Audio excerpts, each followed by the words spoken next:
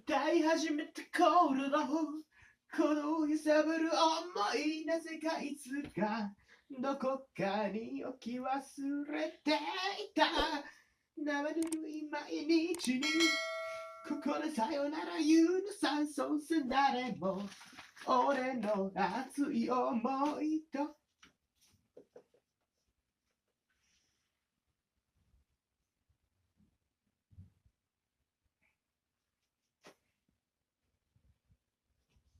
So, ang ingay ng anak ko, nagising ako guys. Anong oras na ma'am? 11 na dito ng gabi. So, tinignan ko siya. Dahan-dahan ako kasi hindi niya maririnig kasi naka-headphone siya. Yun, ang ingay niya guys.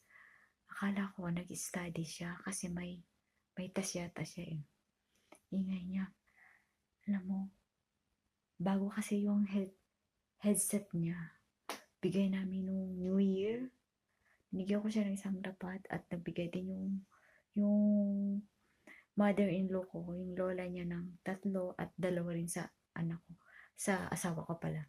So, naka-jackpot yan nung pag New Year, nakaka-jackpot talaga yan. Ako lang ang isang dapat.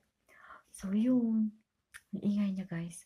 Akala ko talaga nagbe-bang ko siya. Yung pala, ay, kumakanta siya. Kumakanta siya. Ang mahal na kasi, ang mahal ba ng headset nung bili niya? Nagulat ako. Sabi ko, magkano yun? 3 lapad pala bili niya. Tapos, magkano ba sa rate natin? Mga 13K. Yun. Tingnan mo, ganado siya mag-thank you. Nagising ako sa school. Tingnan mo, anong oras na ba? Sige na guys. Good night guys. Bye. Thank you so much. Tingnan ko na pasok. Kita nyo guys. Pasok. Yung ano ko. Bye. Thank you guys. Good night.